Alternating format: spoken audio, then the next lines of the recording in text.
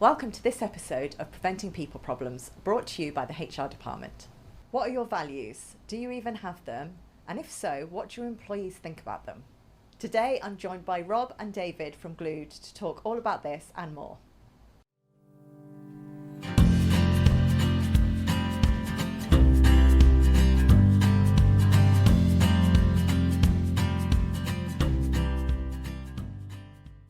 Hello and welcome to today's episode. I'm Tracey Hudson and I'm joined today by Rob Harrison and David Wilson. Hello. Hi. Both from Glued. I'm really excited today because the reason I wanted you guys on the podcast, as you know, is because I attended a workshop and it's completely changed how I think, how I talk to my team, and it's actually calmed me in a few recent situations, which is quite good. That's always the intention we have with all of our workshops, change people's whole world. Absolutely, with your calming voice, David. Yes. So anyway, tell everyone about you. Rob, you go first. Please introduce yourself. So Rob Harrison, I'm kind of like the consultancy part of Glued Limited. We've been going 20 years, started off in education, now working with SMEs, so delivering marketing services to education, now working with SMEs, but also still with some business offerings of universities. So I'm kind of like the suit side of things. I do the bag carrying. David Wilson. So I'm David. I'm the creative, and apparently I've got a very calming voice, which is good. So I do all the creative delivery for Glued, concepts, build websites, build campaigns, and so the outputs of what we generally do for our clients. Amazing, and you've been going 20 years. We have 21 in August, yeah. 21. Yeah. Can you tell everyone about how you guys joined forces? Because I love the story. So we were both working at the same brand consultancy near Birmingham, and it was going through some tough times. And I was one of the directors there, and I was made redundant. And I also found out on the same day I was made redundant that David, as a designer, was being made redundant. I was last in, first out. I'd been recently recruited about 9 months prior. Back in the day when that was allowed, last in, first out. Yeah. We don't talk about that in the HR world anymore.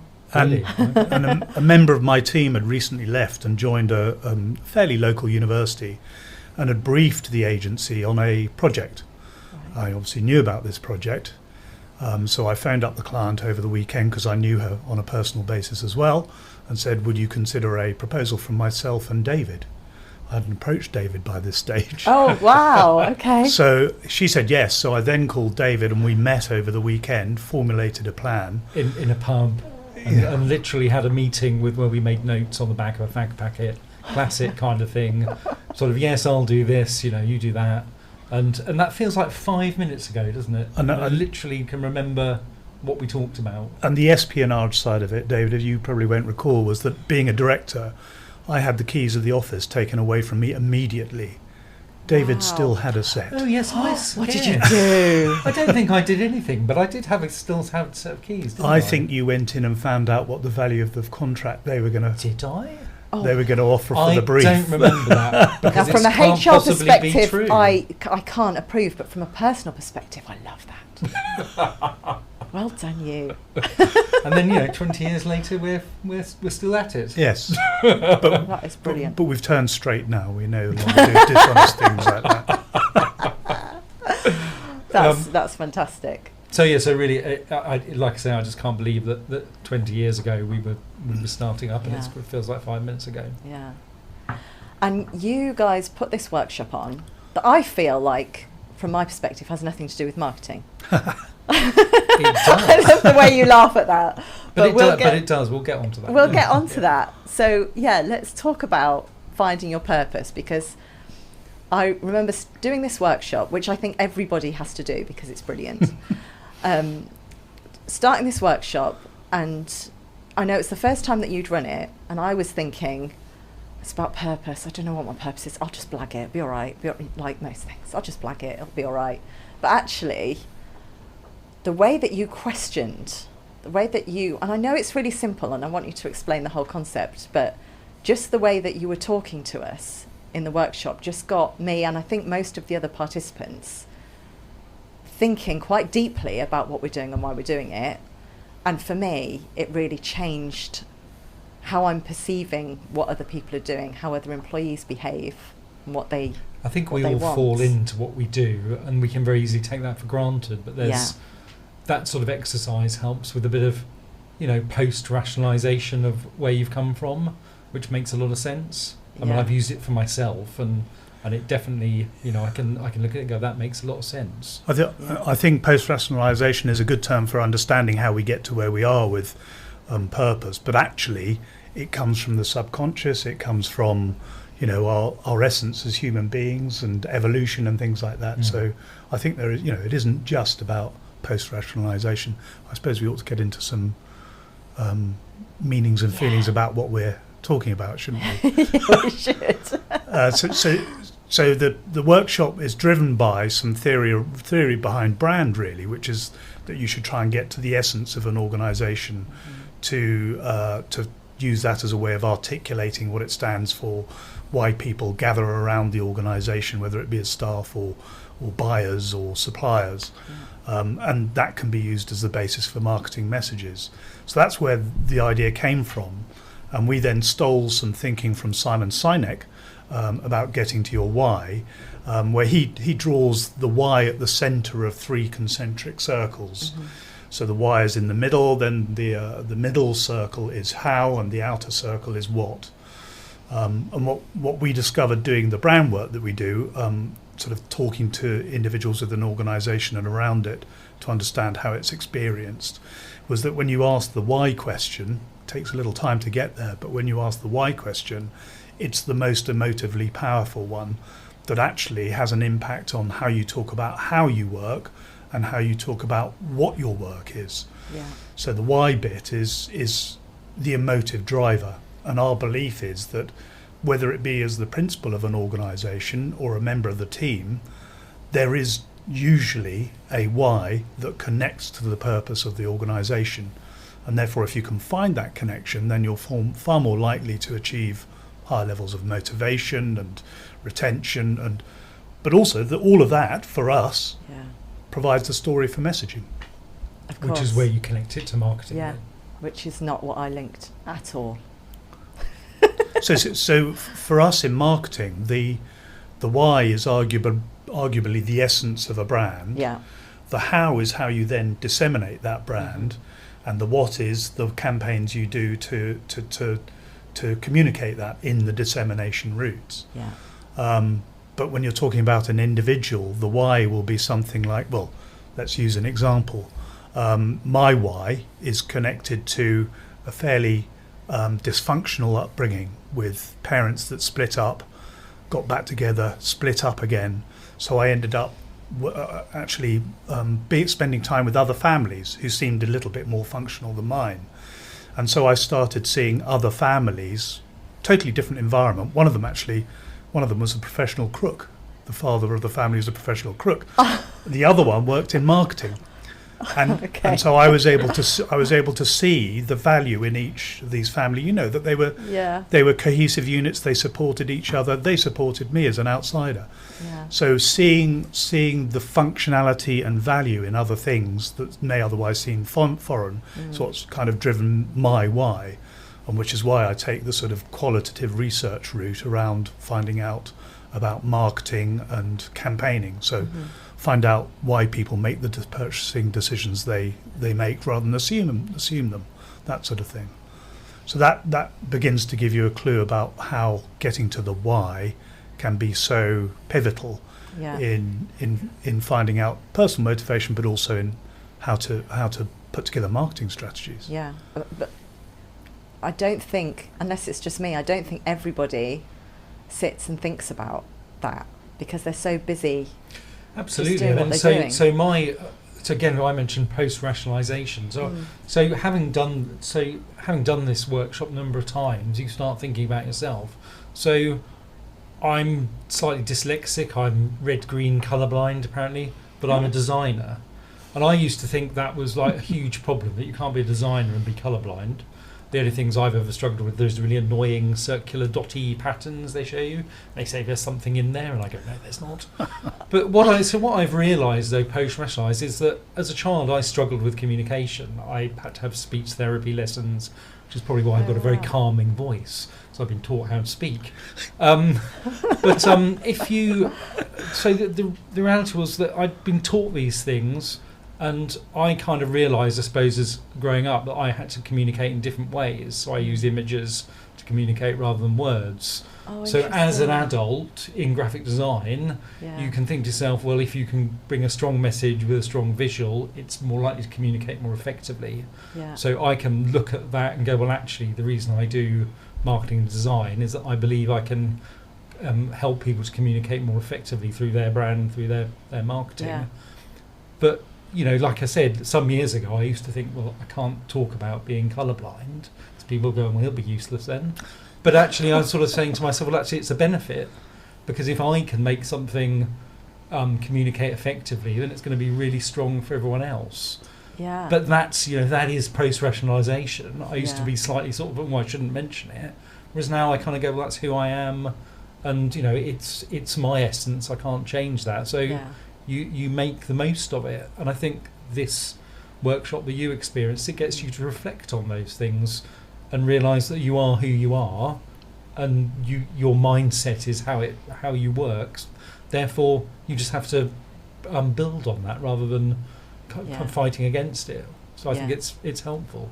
Yeah, I think it was a really good exercise to do, and the bit that I really enjoyed was the thinking about my team, because thinking about it from an employee retention perspective, you know, so many businesses at the moment struggle to recruit people, and then they struggle to retain them for all sorts of different reasons.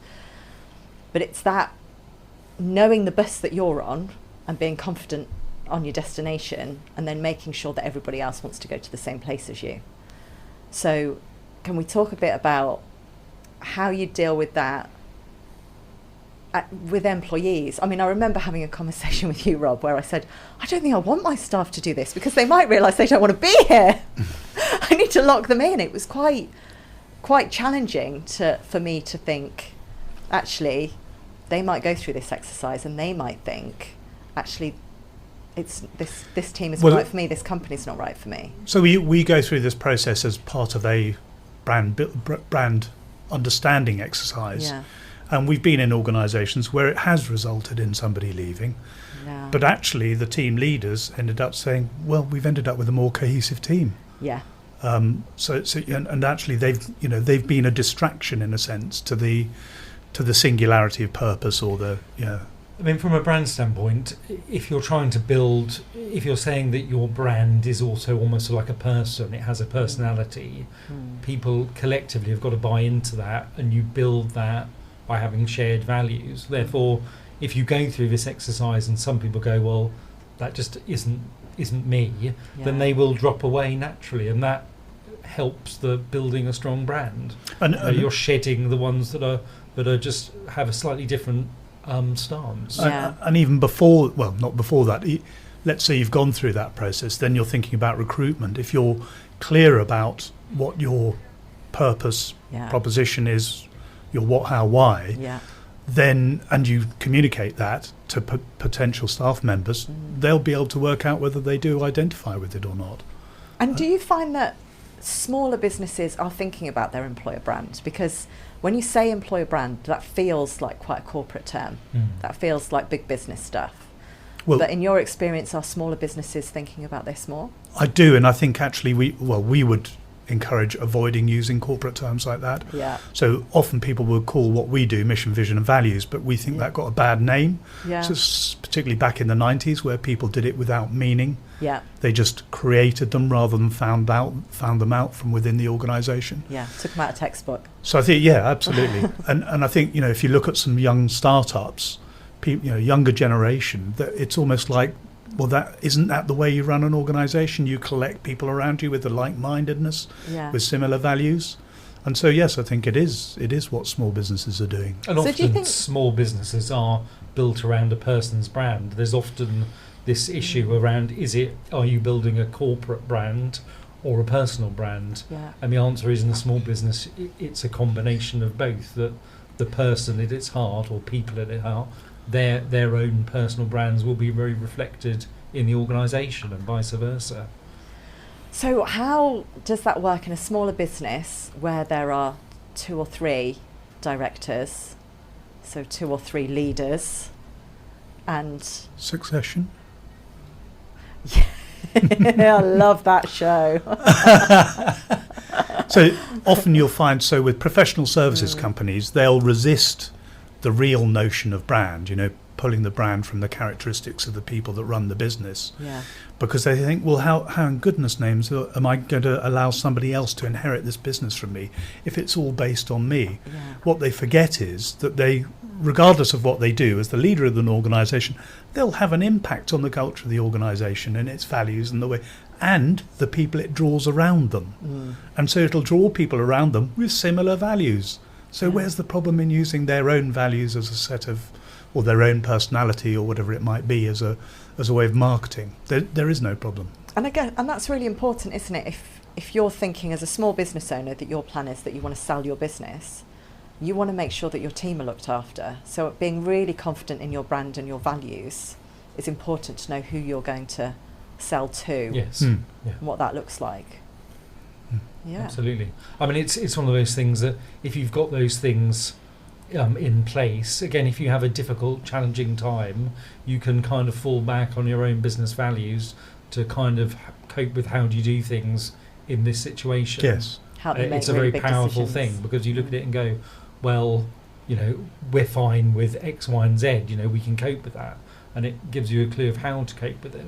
Yes, so the way it's constructed, because it's drawn from within the organisation, and the way why it does things, how it does things, and what it does, it can be that reference point in the point of panic, when you're flapping around, headless chicken, don't know what to do because something's gone wrong, and then you think, oh, if I look at our values, actually that might give me some guidance about how to cope with this, and it ought to. Yeah. And very often does. So, yeah.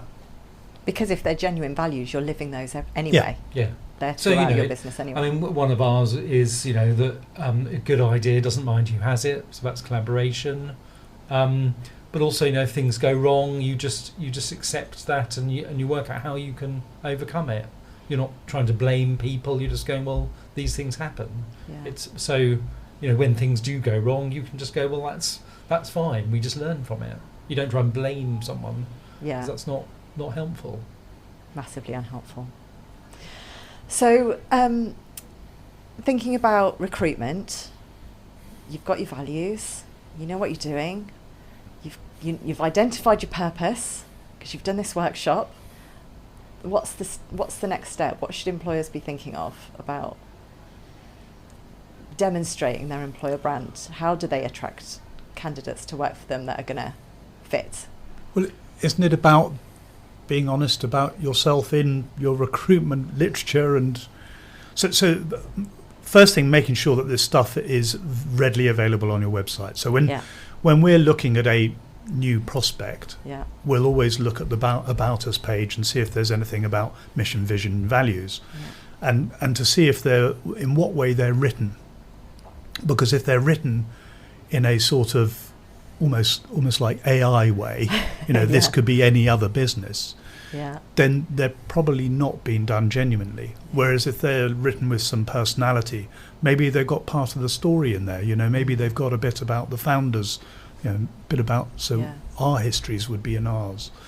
That helps bring some reality and some reference points for the people who are considering it. And then make sure it's injected into the commentary about the recruitment itself.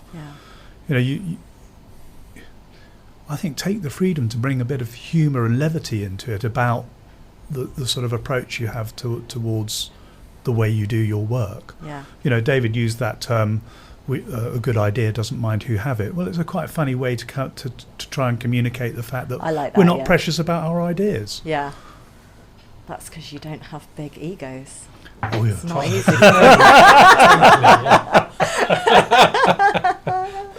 That just trigger a thought then, which I've now forgotten, but carry on talking and I'll come back to it. Oh no, got distracted with a laugh. Yeah. Well, this has been really, really good, really helpful. I know that you're running these workshops, so I really want to be able to share that so that other people can do it, and they're online so people can do them, and encourage people to think about it from an employee retention perspective, because, you know, thinking about it with HR on my mind, I think it's really, really important. And there are so many, I could spend half an hour talking to you about how it's impacted mine, but I won't bore everybody. But I have got a question for you, though. Oh, gosh. So you talked about our employee retention. What about employee motivation? Because that's why we did the workshop, was to try to use this as a way of harnessing people's purpose so that they're more ready, more up for, more motivated about work than they might otherwise be. I mean, if you can involve your staff, your team in developing effective values, they're almost certainly going to have more buy-in, because as they see them develop, and if they go on the website or if they're in an office, people feel, oh, I had an impact on that, and therefore they immediately engage with it more. And that's always more powerful than just being told these are the values, or this is what you're doing. Yeah. So that's, I think this exercise involving everyone is really effective. Yeah.